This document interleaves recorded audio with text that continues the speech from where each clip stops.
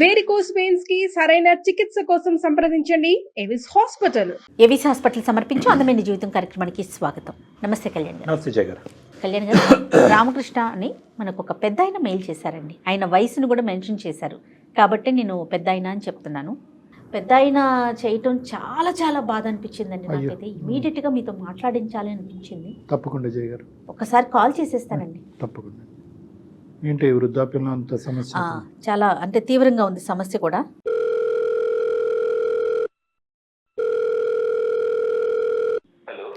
Hello, నమస్తే అండి.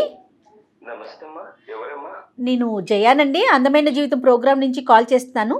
Suman TV నుంచి కదమ్మా? అవునండి, అవునవును. చెప్పండి అమ్మా. మీరేదో కంగారులో ఉన్నట్లున్నారు, లేకుంటే బాధగా ఉన్నారు. మీ వాయిస్ అయితే నాకు అట్లా అనిపిస్తా ఉంది. మాట్లాడొచ్చండి? అయ్యో అయ్యో, బాధపడకండి బాధపడకండి.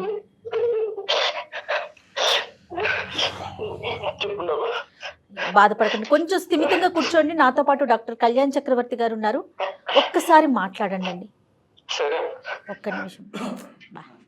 మనసే బాధ అనిపించేస్తుంది. రామకృష్ణ గారు. రామకృష్ణ గారు నమస్తే అండి. నమస్తే సార్. కొద్ది గుండె నిబ్బరపరుచుకుని కొద్దిగా చెప్పాలి మాకు. ఆవిడ క్యాన్సర్ అండి. అయ్యో, 4వ స్టేజ్ లో ఉంది సార్. తను 4th స్టేజ్. అయ్యో, మా అబ్బాయి ఎంత పిలిచినా రావట్లేదండి. మీ అబ్బాయి అమెరికాలోనే. ఎక్కడున్నాడండి? అమెరికాలో ఉన్నాడు. అమెరికాలో ఉన్నాడు సార్. ప్రెసెంట్ ఇప్పుడు ముంబైలోనే ఉన్నాడు సార్. ముంబైలో ఉన్నాడు. అవును సార్. ఎందుకంటే అంత కఠినంగా ఉన్నాడు అబ్బాయి? అంటే తల్లి 4వ స్టేజ్ క్యాన్సర్ లో ఉన్నా కూడా చూడటానికి రాకపోయినంత తప్పు మీరేం చేశారు? ఏం లేదండి, వాడు చిన్న పురిట్లో ఉన్నప్పుడే వాళ్ళ అమ్మ చనిపోయింది సార్. పురిట్లో ఉన్నప్పుడు వాళ్ళ అమ్మగారు చనిపోయారు. వాళ్ళ అమ్మగారు చనిపోయారు. మేము దత్తగా తీసుకున్నాం సార్ వాడిని. వాళ్ళ నాన్న 40 రోజులు కాకముందే ఇంకొక పెళ్లి చేసుకున్నాడు సార్. వాళ్ళ నాన్న వీడిని సరిగ్గా చూసుకోకపోతే మా ఆవిడ చూసి వాడిని ఏమండి మనం దత్తత తీసుకున్నామండి, మన దగ్గర పిల్లలు లేరు కదా, మన ఇల్లు మన సంసారంలో వాడు ఒకడు ఉంటాడండి, వాడిని మన పిల్లల్లా చూసుకుందామండి అంటే నేను వాడిని దత్తత తీసుకున్నాను సార్. నాది సెంట్రల్ గవర్నమెంట్ ఉద్యోగం సార్ నాది. అయితే వాడికి బాగా చదివించుకున్నాం సార్ వాడిని. అంత చదివించుకున్న తర్వాత వాడికి ఇంటర్మీడియట్ ఆ లెవెల్లో ఎవరు చెప్పారు సార్, మా బంధువులు, నువ్వు వీళ్ళకి పుట్టిన బిడ్డోడు కాదురా, నేను దత్తత తీసుకున్నానని చెప్పారు సార్. వాడు మమ్మల్ని దూరం ఉంటున్నాడు సార్. రామకృష్ణ గారు, తర్వాత మీకు ఎవరైనా సంతానం కలిగారండి? మేడం ఒక పాప పుట్టింది మేడం, అనిత మేడం. అనిత ఆమె వాళ్ళ హస్బెండ్ సాఫ్ట్వేర్ ఇంజనీర్ ఉండే మేడం. యాక్సిడెంట్ చనిపోతే ఆమె ఇంట్లోనే ఉంది మేడం. ఇప్పుడు ఆమెకి 2 పిల్లలు. అయ్యో, ఆమె ఇక్కడే ఉంది. మాకు ఆర్థికంగా లోటైతే ఏం లేదు మేడం. వాడు ఇంటికి రావాలి, వాళ్ళ అమ్మ ఒక్కసారి నెచ్చు కన్నారా చూసి చనిపోతానంటుంది మేడం. 4వ స్టేజ్ మేడం క్యాన్సర్. అయ్యో, బాబు 15 సంవత్సరాల వరకు మీరు చెప్పలేదు మీరు దత్తత తీసుకున్నారు బాబుని అనేది? వాడు ఇంటర్మీడియట్ వరకు నేను ఏమీ చెప్పలేదు సార్. ఎవడో చెప్పాడు సార్ బయట వాడు. వాడికి ఎంత ప్రేమగా చూసుకున్నామంటే మేము అంత ప్రేమగా చూసుకున్నాం సార్. వాడికి టైఫాయిడ్ జ్వరం వస్తే అక్కడ ఎక్కడో బీహార్ లో ఒక తావే మందిరం ఉంటే ఆ తావే మందిరం కూడా వెళ్ళి మా ఆవిడ ముక్కుకుంది సార్. అక్కడ వెంకటేశ్వర స్వామి ముక్కుకొని నడిచి ఆ పై దాకా వెళ్ళి ముక్కు తీర్చుకుని వచ్చాను సార్. ఇంత చేసినా వాడు అసలు వాళ్ళ అమ్మ అంటే ఇంత కూడా కనికరం లేదు సార్ వాడికి. వాస్తవానికి ఏంటంటే అనితని ఎంత బాగా చూసుకున్నారో బహుశా అదే స్థాయిలో దత్తత తీసుకున్నటువంటి అబ్బాయిని కూడా అదే స్థాయిలో చూసుకున్నాను సార్. అదే కదా సార్ నా బాధ. అంత బాగా చూసుకున్న కొడుకు ఈ రోజు నువ్వు నాన్న కాదు, నువ్వు మా అమ్మ కాదు అని చెప్తే ఎంత బాధ ఉంటుంది సార్ మాకు. అంటే ఈ రోజు అన్నాడా సార్? ఇంటర్మీడియట్ తెలిసినప్పటి నుంచి అలాగే ప్రవర్తిస్తున్నాడా సార్? ఇంటర్మీడియట్ అప్పుడు వేరే చోట చదువుకుంటాం నాన్న, వేరే చోట చదువుకుంటా అంటే అక్కడ పంపించాను సార్ నేను. అక్కడ నుంచి అలా మెల్లిగా మాకు దూరం అవుతే వస్తున్నాడు వాడు. అంటే అప్పుడు ఎవరో ఏదో చెప్పారు సార్ వాడికి. అప్పటి నుంచి మమ్మల్ని ఇగ్నోర్ చేస్తున్నాడు సార్. తెలియనట్టుగా పట్టించుకోవడం లేదు. అంటే ఇంకా దూరంగా చదువుకుంటాను చదువుకుంటా వాడు ఇంకా మా దగ్గర ఉంటాడు కదా అని మా చెల్లెలు కూతురికి ఇచ్చి పెళ్లి చేయాలని నేను నిర్ణయించుకున్నాను సార్. మా చెల్లెలు కూడా సరే అన్నయ్య అనేది. ఎవరు పుట్టిన అబ్బాయి అయినా కూడా మా చెల్లెలు కూడా యాక్సెప్ట్ చేసింది సార్. చేసుకుంటాను అన్నయ్య వాడిని అని చెప్పింది. సరే చేసుకున్నంతలో వాడు అక్కడ అమెరికాలోనే ఒక అమ్మాయిని చూసి ప్రేమించాడు. ప్రేమించి వాడు ఏం చేశాడు సార్, మమ్మల్ని అసలు ఇన్వైట్ కూడా చేయలేదు, మమ్మల్ని పిలవలేదు. నేను కాల్ చేస్తే లేదా నానా మీరు ఎవరు రావద్దండి, అసలు ఎవరికి ఇన్ఫార్మ్ చేయొద్దండి, మన బంధువులకి ఎవరు చెప్పకండి, నేను ఇక్కడ పెళ్లి చేసుకుంటున్నాను, మీరు రావాల్సిన అవసరం లేదు, అమ్మ రావాల్సిన అవసరం లేదని చెప్పారండి. తెలుగు అమ్మాయేనండి, అమెరికా అమ్మాయా? తెలుగు అమ్మాయి అండి. ప్రేమించి పెళ్లి చేసుకున్నాడు, వాళ్ళ వరకు అయితే హ్యాపీగానే ఉన్నారు. వాళ్ళ వరకు హ్యాపీగా ఉన్నారు సార్, కానీ ఒక్కసారి కూడా మమ్మల్ని చూడడానికి రావడం లేదు సార్. అంటే మాకు అర్థం కావట్లేదు, మీరు చేయని తప్పుకు మిమ్మల్ని ఎందుకు శిక్షిస్తున్నాడు మీ అబ్బాయి అనేది మాకు అర్థం కావట్లేదు. మీ కుటుంబ సభ్యులు అందరికీ తెలుసా ఈ అబ్బాయి దత్తత తీసుకున్నారు మీరు అనేది? సార్ మా కుటుంబంలో అందరికీ తెలుసండి ఈ అబ్బాయి మీద దత్తత తీసుకున్నామని, కానీ ఎవ్వరు అబ్బాయికి చెప్పలేదు. కానీ ఇంటర్మీడియట్ చదివేటప్పుడు మాత్రం ఎవరో చెప్పారు, అప్పటి నుంచి మీరు మా తల్లిదండ్రులు కాదు కదా అని వాడు దూరం అలాగే వెళ్ళిపోతున్నాడు. కానీ ఒకటి రామకృష్ణ గారు, ఎస్పెషల్లీ దత్తత తీసుకునేటటువంటి కేసులతో నాకు చాలా అనుభవం 30 సంవత్సరాలు బట్టి. నేను అనేది ఏంటంటే దత్తత తీసుకున్నప్పుడు ఒకానొక సమయం సందర్భంలో ఒక కీలకమైనటువంటి వయసు, అది కూడా పీడియాట్రిక్ సైకియాట్రిస్ట్ డాక్టర్ చెప్తారు, ఈ టైంకి మీ అబ్బాయి సూటబుల్గా ఉన్నాడు, మీ అమ్మాయి సూటబుల్గా ఉన్నాడు, ఈ టైం అప్పుడు డిక్లేర్ చేయండి అంటారు. డిక్లేర్ చేయమంటారు? చేయాలి, డిక్లేర్ చేయాలి. ఒక ఎస్పెషల్లీ ఏంటంటే కుటుంబ సభ్యులు అందరికీ తెలుసు ఉన్నప్పుడు, ఎందుకంటే లేదంటే ఇది చాలా ఎడ్జ్ మీద ఉంటుందమ్మా ఇష్యూ. ఏదన్నా కుటుంబ సభ్యుల మధ్యన, ఈ కుటుంబానికి మధ్యన ఏమన్నా చిన్న తగాదా వచ్చిందంటే ఆ అబ్బాయికి చెప్పకూడనటువంటి విధంగా చెప్తే ఈ విధంగా మనుషులు మారిపోతూ ఉంటారు. మీరు ఎప్పుడు చెప్దాం అనుకున్నారు రామకృష్ణ గారు? నేను అసలు నా మనసులో వాడు వేరే అబ్బాయి అన్నది నాకు లేదు సార్, మా సొంత అబ్బాయిలాగే చూసుకున్నాం సార్. మీకు లేదు కానీ చెప్పాలన్న ఉద్దేశం కూడా నాకు కాదు మీకు లేదు కానీ వేరే వాళ్ళ ద్వారా ఇటువంటి పిల్లలు తెలుసుకుంటే కనుక వాళ్ళు ఎలా రియాక్ట్ అవుతారో అనేది కూడా మనం ఆలోచించాలి. అంటే మీరు ఎంత బాగా చూసుకున్నా కూడా నా తల్లిదండ్రులు వీళ్ళు కాదా, నన్ను పెంచి పెద్ద చేసినటువంటి తల్లిదండ్రులు వీళ్ళు కాదా అనేటటువంటి మనస్తాపం, బాధ ఏదైతే ఉంటుందో అది ఈరోజు మీకు నాకు ఎవరికి కూడా ఊహించుకున్నంత ఎత్తులో ఉంటుంది ఆ బాధ. సరే, అవన్నీ తర్వాత విషయాలు. అనితతో మాట్లాడతాడా మీ కూతురుతో? అమ్మాయితో కూడా ఏమైనా సంబంధం లేదా? లేదండి, అనిత మా దగ్గరే ఉంటుందండి.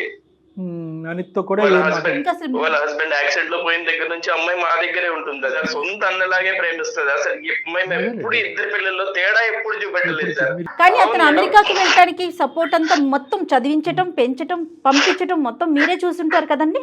అన్ని మేమే చూసాం మేడం, నేను మా ఆవిడ. మీ అబ్బాయి పేరేంటి రామకృష్ణ గారు? Harshad sir. Sir Harshad sir, మేము హర్ష అని పిలుస్తాం. హర్ష సార్, ఇప్పుడు హర్ష మనసులో ఈ విధమైనటువంటి ఒక అభిప్రాయం ఉంది, మిమ్మల్ని చూడకూడదు, మీ కుటుంబాన్ని కాదనుకుంటున్నాడు, పెంచినటువంటి తల్లిదండ్రులను వద్దనుకుంటున్నాడు అనేది ఇప్పుడు మీ భార్య గారు 4వ స్టేజ్ క్యాన్సర్లో ఉన్న తర్వాత తెలిసిందా? అంతకు ముందు నుంచే మీకు ఒక హింట్ ఉందా? సార్ అంతకు ముందు నుంచే ఉంది సార్. మాతో ఉండడం వాడికి ఇష్టం లేదు. నా కూతురికి ఎంత విలువిస్తున్నానో నా కొడుకు కూడా నేను అంతే విలువిస్తున్నాను సార్. ఇద్దరికి సమానంగానే పంచుతాను సార్ నేను. ఇది డబ్బుకి ఆస్తికి సంబంధించిందంటే కనుక ఈ లెక్క ఇక్కడ వరకు కూడా వచ్చి ఉండేది కాదండి. ఫస్ట్ ఆఫ్ ఆల్ మనం కనుక్కోవాల్సింది ఏంటంటే ఆ అబ్బాయి మనసులో ఎటువంటి భావం ఉందన్నది మనం కనుక్కోవాలి. ఫస్ట్ అక్కడి నుంచి మనం కనుక్కోగలితే అసలు మనతో మాట్లాడితే కనుక అది ఒక మెట్టు ఎక్కినట్టే. మనతో అసలు మాట్లాడతాడా లేదా అనేది ఫస్ట్ మనం చూడాలి. ఆ అబ్బాయి ప్రస్తుతం ఎక్కడున్నాడు రామకృష్ణ గారు? సార్ ముంబైలో ఉన్నాడు సార్, ఏదో పని మీద వచ్చాడు వాడు. మరి మీరు ఫోన్ కలిపితే ఎత్తుతాడా లేదంటే మేమే కలపాలా? సార్ నేను కలిపితే అసలు ఎత్తడం లేదు సార్. నా ఫోన్ ఎత్తటంలా, నా కూతురు ఫోన్ ఎత్తడం లేదు. వాడు మనమే కలపాలి. మనమే కాల్ చేద్దాం. అయితే రామకృష్ణ గారు మీరు నెంబర్ ఫార్వర్డ్ చేశారంటే నేను ఒకసారి అతనికి కాల్ చేసి మాట్లాడతాను. సరే మేడం, నేను ఫార్వర్డ్ చేస్తున్నాను. రైట్ అండి. పాప ఆయన మాట కూడా మాట్లాడలేకపోతున్నాను. తప్పకుండా అండి, మా ప్రయత్నం మేము 100% చేస్తాం. డాక్టర్ గారు మాట్లాడతారు.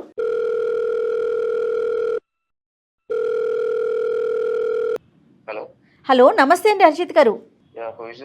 నా పేరు జయ అండి. నేను సుమన్ టీవీ అందమైన జీవితం ప్రోగ్రామ్ నుంచి మాట్లాడుతున్నాను. నాతో పాటు డాక్టర్ కళ్యాణ్ చక్రవర్తి గారు ఉన్నారు. ఒక 5 minutes మీతో మాట్లాడొచ్చా? అంటే ఒక చిన్న ఇష్యూ ఒకటి ఉండింది, దాని గురించి మాట్లాడదామని. సారీ అండి, మీ పర్మిషన్ లేకుండా మీకు కాల్ చేశాము. సుమన్ టీవీ ఇది అందమైన జీవితం అని ఒక పెద్ద ప్రోగ్రామ్ని మనం కండక్ట్ చేస్తూ ఉంటాము. ఎవరైతే సమస్యతో ఉన్నారో వాళ్ళకి డాక్టర్ కళ్యాణ్ చక్రవర్తి గారు తగిన సలహాలు సూచనలు ఇచ్చి వాళ్ళ సమస్యకు ఒక పరిష్కార దిశగా మేము తీసుకెళ్తామండి. సో మా దాకా ఒక సమస్య వచ్చింది మీ ఫ్యామిలీకి సంబంధించి. మీరెవరండి మా ఫ్యామిలీ గురించి డిస్కస్ చేయడానికి? Harshit hi Harshit, good afternoon. నా పేరు doctor Kalyan Chakravarthy. Let me introduce myself. తర్వాత మీకు ప్రోగ్రామ్ ఎందుకు, అసలు మీకెందుకు, మిమ్మల్ని ఎందుకు డిస్టర్బ్ చేస్తున్నాం, సో కాల్ డిస్టర్బెన్స్ అని అనుకోవచ్చు. చాలామంది అలాగే అనుకుంటారు, మీరు అలా అనుకోవటంలో కూడా తప్పులేదు. నేను డాక్టర్ కళ్యాణ్ చక్రవర్తి, నేను consultant psychiatrist and relationship counsellor with 30 year experience నాకు. సో ఈ మీడియా, ఈ ప్లాట్ఫామ్ అనేటటువంటిది ఏంటంటే not to trouble you or struggle you, మిమ్మల్ని ఇబ్బంది పెట్టి బాధ ఎందుకు మీరు విజయం అంతా నాకు చెప్తున్నారు ఇప్పుడు? కాదు ఒక 2 minutes వినండి, నేను చెప్తున్నాను. నేను ఎవరో తెలిస్తేనే కదా మీరు నాతో మాట్లాడటానికి ఒక అవకాశం ఉంటుంది. నేను ఎవరో తెలియకుండా ఒక అనామకుడితో మీరెందుకు మాట్లాడతారు? ఇది నా ఫ్యామిలీ గురించి నేను మీకు చేయలేదు, మీ ఫ్యామిలీ గురించి ఒక సలహా సూచన తీసుకుని ఒక పెద్ద ఆయన పడేటటువంటి బాధ మీ వరకు తీసుకొస్తే మీరు ఏమన్నా దానికి ఒక సలహా సూచన ఇస్తారేమో అనే ఉద్దేశంతో, ఒక మానవతా దృక్పథంతో చేసేటటువంటి ప్రయత్నం.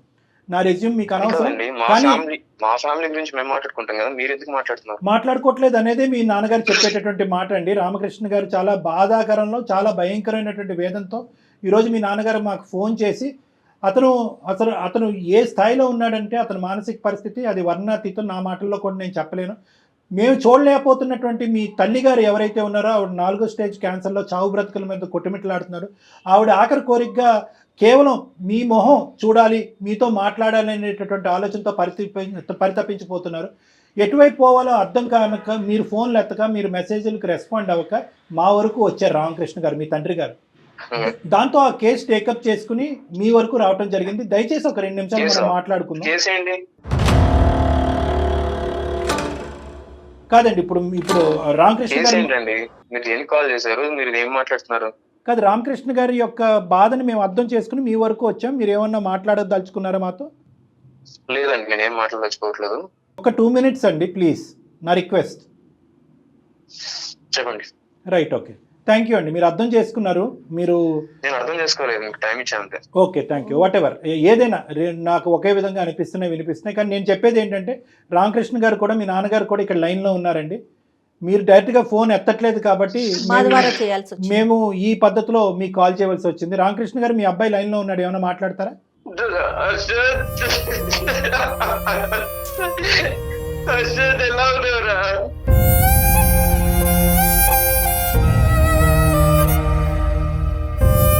నేను బాగానే ఉన్నాను కానీ మీరు ఎందుకు ఇలా ఏడుస్తున్నారు ఇప్పుడు?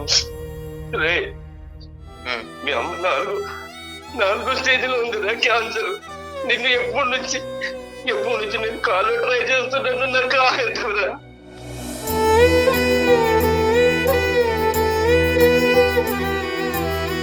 మీ చెల్లి ఇన్ని రోజుల నుంచి చేస్తుంది.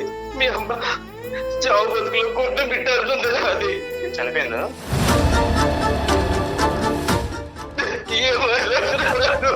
ఒక్కసారి వచ్చి చూడరా, ఒక్కసారి వచ్చి చూడరాడు. అమెరికా వెళ్ళిన దగ్గర నుంచి నువ్వు ఎందుకు అలా తయారయ్యావు? నేనేం చేయడం, మీరు నన్ను అర్థం చేసుకోవడంలో తప్పు పడ్డారు అంతే. ఏం తప్పు చేశాను రా చెప్పు. ఎందుకు ఇవన్నీ ఈ సోలంతా నాకు ఎందుకు చెప్తున్నా ఇప్పుడు? అదే ఒక్కసారి వచ్చి మీ అమ్మని చూసేళ్ళురా, మీ అమ్మ పరిస్థితి ఎలా ఉందో చూసేళ్ళురా. లేదు, ఇప్పుడు మీరు నాకు ఇంత ఫోన్ చేసి కాల్ మాట్లాడి మాత్రం అన్ని జరిగిపో, ఓకేనా?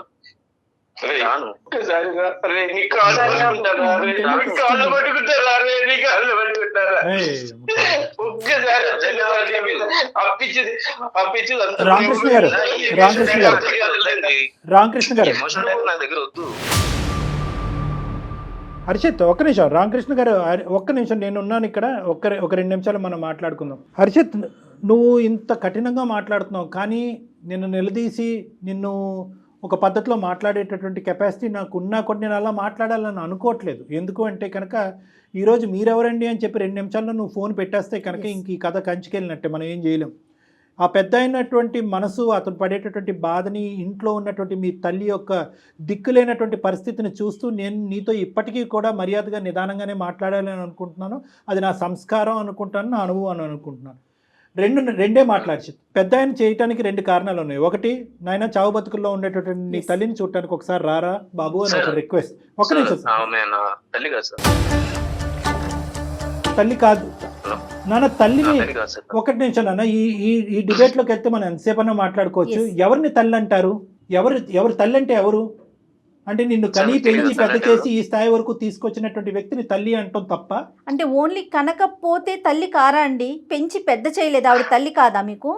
ఆవిడ చేసిన ప్రయత్నాలు కాదు. నాకు నా దృష్టిలో ఎప్పుడైనా కానీ నన్ను కన్న వాళ్ళే నా తల్లిదండ్రులు, పెంచిన వాళ్ళు కాదు. సరే, మీకంటే ఇది పెట్టుకుని నేను బయట సమాజంలో నేను తిరగలేను. మీరు అంటే మీరు ఆ ట్యాగ్ గురించి బాధపడుతున్నారా? అంటే నాకు నన్ను నేను ఆ ట్యాగ్ గురించి నేను అలా దూరం పెట్టింది కూడా దాని గురించి. నాకు అవసరం లేదండి అలాంటి రిలేషన్స్, నాకు అవసరం లేదు అలాంటి ఎమోషన్స్, నాకు వద్దు. అంటే ఎందుకు ఒక పేరు సంపాదించుకున్నాను, ఎందుకు ఫలానా అని చెప్పేసి నన్ను ఎవరు నోటీస్ చేయొద్దు. కాదు, ఎందుకు బాధపడుతున్నారు మీరు? నాకు అర్థం కానినటువంటిది ఏంటంటే, ఓకే మీకు అనిపించేటటువంటి ఒక అంశం అంటే, నాకు కన్న తల్లి ఏ తల్లి అయితే నన్ను కన్నదో ఆ తల్లి నన్ను పెంచి పెద్ద చేస్తే కనుక అది మీకు నచ్చుతుంది. ఏ తల్లి అయితే కనుక కనదో, ఏ తల్లి అయితే కనుక మమకారంగా మిమ్మల్ని పంచుతుందో ఆ తల్లి చేయనటువంటి పాపానికి ఈరోజు శిక్ష అనిపించాలా? అలా మీరు అనుకుంటే నేను ఏం చేయలేనండి. నాకు ఇక్కడ కావాల్సిందంటే ఏంటి, నాకు సమాజంలో కొంచెం ఒక పేరు కావాలి. సో వీళ్ళ వల్ల నా పేరు అనేది స్పాయిల్ అయ్యేలా ఉంది. అది ఒక నాకు తెలియదు రీజన్ ఏంటో, ఎట్లా ఏ విధంగా అవుతుందో మరి మీ కాన్సెప్ట్ ఏంటో మాకు అర్థం కావట్లేదండి హర్ష గారు. ఏ విధంగా మీ పేరు, నేను వాళ్ళ పేరెంట్స్ యాక్సెప్ట్ చేయనండి. మీరే అది మీరే చెప్పండి, సమాజం మీద రుద్దమాకండి. హలో హర్ష గారు మీరు చెప్పేదే మాట్లాడుతున్నారు, మేము చెప్పేది ఒకసారి వినండి. అది మీ అభిప్రాయం, సమాజానికి ఉండదు అలాంటి అభిప్రాయాలు. అంటే అటువంటి అనుభవం మీకు ఏమన్నా ఉంటే చెప్పండి. అంటే ఎవరన్నా మిమ్మల్ని చిన్న చూపు చేశారా? దత్తత తీసుకున్నారా? నువ్వు ఆవిడకు పుట్టినటువంటి బిడ్డో కాదు అని ఎవరన్నా మిమ్మల్ని చిన్న చూపు చేశారా? చాలా సందర్భాలు నేను ఫేస్ చేశాను కాబట్టి అంత పెంచిన వాళ్ళు కూడా కాదని ఎందుకు వచ్చేసాను. నేను ఎంత బాగా హర్ట్ అయి ఉంటాను వాటి గురించి. నేను అలాంటి ఫేస్ చేశాను చాలా. అదే నేను వాళ్ళకి దూరం పెట్టేశాను. మీరు ఇంతలాగా మాట్లాడుతున్నా కూడా మీ మీద కోపం రెడీగా లేను. I'm not ready to face that. Okay, మీరు you are not ready to face that. But where is this originating from అనేది ఒక్కసారి ఒక సైకాట్రిస్ట్గా అనలైజ్ చేసుకుంటున్నాను. ఎక్కడి నుంచి ఇది పుట్టుకొచ్చింది? ఎందుకంటే మీరు ఇంత కఠినంగా ఆవిడ ఉందా, చనిపోయిందా, మీరు ఎందుకు ఇలాంటి సీరియల్ నాటకం ఆడుతున్నారు, ఇలాంటి మాటలు అన్నా కూడా నేను మధ్యలో దూరి నా కోపాన్ని వ్యక్తపరచలేదు. ఎందుకంటే కనుక ఆ లేత వయసులో, ఏదంటే 15 to 17 years వయసులో, ఇంటర్మీడియట్ టైంలో ఎవరో మీకు వీళ్ళు కాదురా నీ తల్లిదండ్రులు వాళ్ళు అని చెప్పినప్పుడు మీ మనసు ఎంత గాయపడిందో అనేది నాకు అర్థమైంది. రెండోది ఏంటంటే కనుక, ఒకటికి చాలా సందర్భాల్లో నువ్వు దత్తపుత్రుడు అనేటటువంటి మాట అనటం వల్ల మీ మనసు గాయపడి ఉంటుంది అనేది కూడా నాకు అర్థమైంది. కానీ నేను ఇంకొక యాంగిల్లోంచి వస్తున్నాను. అదేంటి అంటే కనుక, ఏ తల్లి అయితే కనుక చనిపోకుండా మీరు అనాథ కాకుండా ఉండేటటువంటి పరిస్థితి ఆ తల్లి పెంచుంటే కనుక ఆ పేదరికంలో ఈరోజు మీరు అమెరికా వెళ్ళుండేవారా? ఈ స్థాయిలో మీరు ఉండేవారా? ఈ సంపాదన మీకు ఉండేదా? ఇది నెంబర్ 1. నెంబర్ 2 ఏంటంటే, తల్లి చనిపోయినటువంటి మీ కన్న తల్లి, ఈ జ్ఞాపకాలన్నీ మీకు గుర్తు చేస్తూ మిమ్మల్ని బాధపడుతున్నాను ఏమనుకోవద్దు. మీ కన్న తల్లి చనిపోయినటువంటి 10 రోజులకో 15 రోజులకో ఆ మహానుభావుడు ఇంకో పెళ్లి చేసుకున్నాడు అనేటటువంటి ఆలోచన ఉన్నటువంటి కుటుంబంలో మీరు పెరిగి పెద్ద అయి ఉంటే కనుక సంతోషించి ఉండేవారా? అంటే మీ వాదనకి నేను ఏకీభవిస్తున్నాను.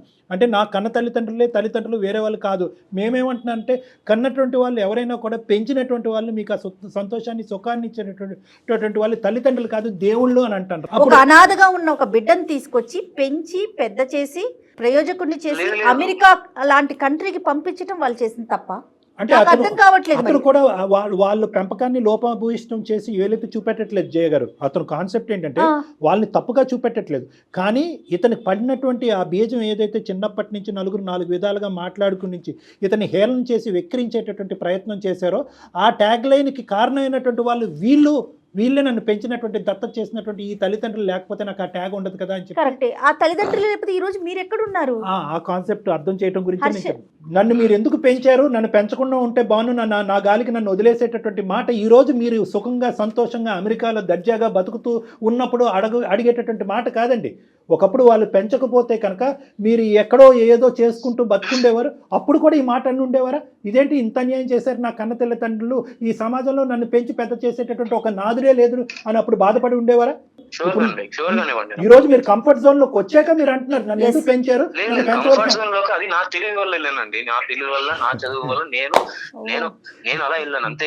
అమెరికాలో వెళ్ళిపోతారా అండి? కాదండి, ఫైన్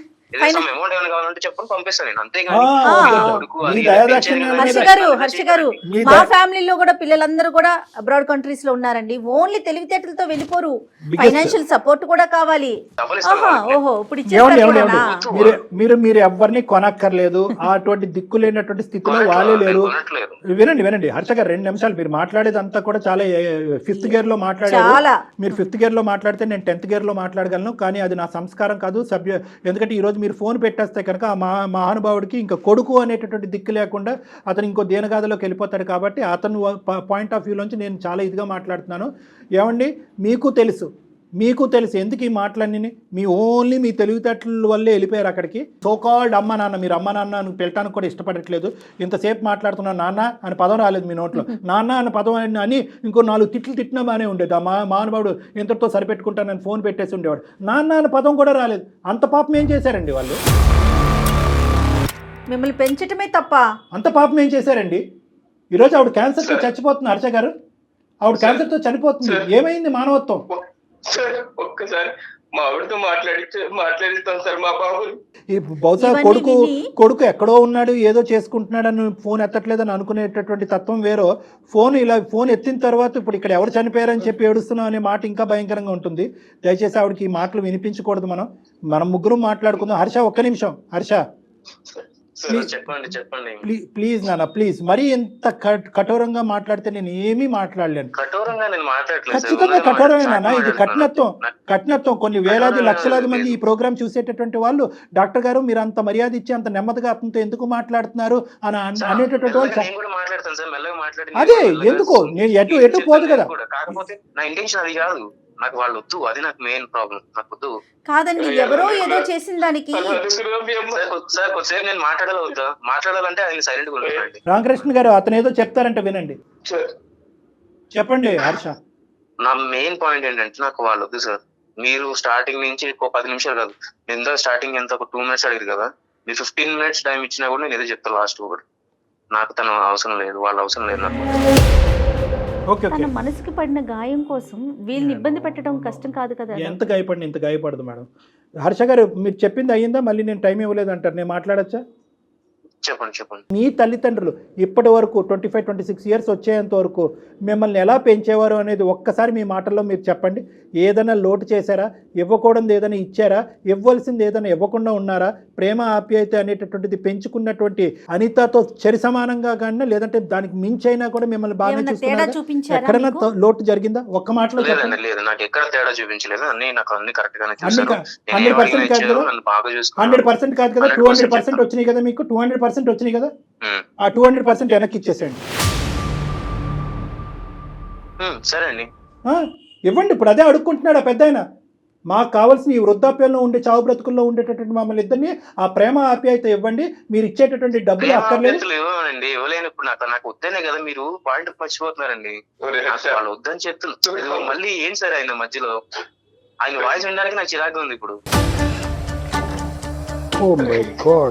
ఇరిటేటింగ్ ఉంది అంతా. ఎక్కడ వినలేదు, చూడలేదు మేడం. ఇది చూడడం కూడా ఇలాంటి సమస్యను ఎక్కడ వినలేము. ఇది సమస్య కాదు మేడం, ఇది వన్ సైడెడ్ సమస్య. పోనీ మా నాన్న ఆ వయసులో ఇలా చేశాడు, మా అమ్మ ఇలా చేసింది కాబట్టి నేను ఇంత కఠోరంగా మారిపోయాను, నా కోడల్ని నా భార్యని ఇలా నాన్న మాటలు అన్నారు కాబట్టి నా భార్యని తీసుకుని నేను అమెరికా వచ్చి చూపించారు.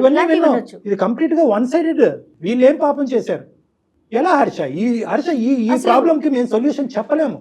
ఐఎమ్ సారీ, మీరే చెప్పగలరు ఈ ప్రాబ్లం కి. వాళ్ళ వల్ల పడిన ఇబ్బందులు ఏంటి లేవంటున్నాడు కదా మేడం. 100 కాదు 200% ఇబ్బంది లేదు. ఇది జస్ట్ ఈస్ ఫిక్సేషన్. అతని యొక్క ఫిక్సేషన్, అతని యొక్క కాన్సెప్ట్.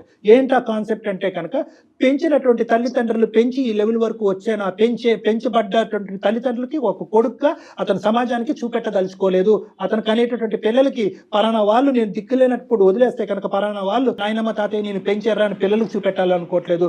భార్యకి వీళ్ళు నన్ను పెంచినటువంటి అత్తమామ అన్నట్టుగా చూపెట్టుకోవట్లేదు. సో ఈ పెంచినటువంటి అనేటటువంటి ట్యాగ్ అతనికి నచ్చకపోవటం అనేది అతని బ్రెయిన్ లో పడినటువంటి ఒక ఫిక్సేషన్. అంతే కదా హర్ష? అంతే అండి, మీరు బాగా అర్థం చేసుకున్నారు. ఇంతే అర్థంగా కాళ్ళు పట్టుకుంటారు మాత్రం ఏమొస్తుంది? ఏమి రాదు నాన్న. ఎవరి కాళ్ళు ఎవరు పట్టుకున్నంత మాత్రం ఏమీ రాదు. కొంచెం పంపించండి సార్, మా వాడిని కాళ్ళు పట్టుకుంటాను. పోనీ రండి, ఆ విధంగా కాలు పట్టుకోండి ఒకసారి. ఆ తని తిరుగుతుంది ఆ మహాతల్లికి. పోనీ వచ్చి కాలు పట్టుకుని మీరు నా తల్లిదండ్రులు కాదు అనే మాట చెప్పడానికి గురించేనే ఇక్కడికి రండి. హర్ష గారు మాట్లాడుతున్నారండి మీరు. ఇంతగా ఒక పెద్ద ఆయన ఇన్ని సార్లు ఈ విధంగా మాట్లాడుతున్నా కూడా మీకు కనికరం అనిపించట్లేదండి? కనీసం వచ్చి ఒకసారి కనిపి చెల్లిపోండి. ప్రేమ లేకపోయింది. నేను ఏం చెప్పాను, ఏం మాట్లాడాను అనేటటువంటిది నీకు నచ్చచ్చు నచ్చకపోవచ్చు. నెంబర్ 1 చెప్పా పెట్టకుండా నీకు ఫోన్ చేయటం, దానివల్ల మా మీద ఎంత కోపం ఉందో మాకు తెలియదు. కానీ ఇవన్నీ తీసి పక్కన పెట్టు. చిన్నప్పుడు మాట్లాడినటువంటి మాటలన్నీ తీసి పక్కన పెట్టు. 1కి 100 సార్లు నీ నోటు వెంట నువ్వే అన్నావు 210% నా తల్లిదండ్రులు నన్ను ప్రేమించారని చెప్పి. ఏ మచ్చ లేనటువంటి ఈ పెంపకాన్ని ఎందుకు ఇలా శిక్షిస్తున్నావు? ఒక్క 2 నిమిషాలు ఆలోచించు. బతిమాలుకుంటున్నాను, వేడుకుంటున్నాను, అడుక్కుంటున్నాను. రామకృష్ణ గారు మీ అబ్బాయితో ఏమైనా చెప్పాలి అనుకుంటున్నారా? సార్ చాలా ఉంది సార్ చెప్పడానికి. మీ అమ్మ చేసిన తప్పు ఏమన్నా ఉంటారా? నేను ఏమన్నా తప్పు చేస్తానంటే శిక్షించరా? ఒక్కసారి కాదు నాన్న. ఒక్కసారి హర్ష, ఒక్కసారి హర్ష సార్ చెప్పండి సార్, ఇప్పుడు ఏం చేయమన్నా చెప్పండి. నేను ఏం చేయటం కాదు నాన్న, ఏం చేయాలో నీకు తెలుసు. మేం చెప్పేవాళ్ళం ఎవరు నీకు నీకే తెలుసు. తెలుసు. నీది మరీ అంత కఠోరమైనటువంటి మనసు కాదు. నువ్వు ఎందుకు అలా మారిపోయావో మాకు అర్థం కావట్లేదు. ఒక్కసారి 4 మెట్లు దిగి మీ నాన్నగారు వేడుకునేటటువంటిది ఏంటి అన్నది ఒక్కసారి కళ్ళు మూసుకుని ఆలోచించండి, అన్ని క్లియర్ అవుతాయి. సార్ ఇప్పుడు నేను అక్కడ రమ్మంటారు. ఇది డబ్బుల గురించి కాదు, ఇది డబ్బుల గురించి కాదు, ఆస్తుల గురించి కాదు. కళ్ళారా చూడాలనుకుంటున్నారా నేను? సార్ అక్కడికి వచ్చిన తర్వాత నాకు వాళ్ళ రిలేషన్స్ ఎవరైతే ఉన్నారో వాళ్ళందరూ వచ్చి నన్ను పాయింట్అవుట్ చేసి మాట్లాడతారు, నాకు నచ్చదు.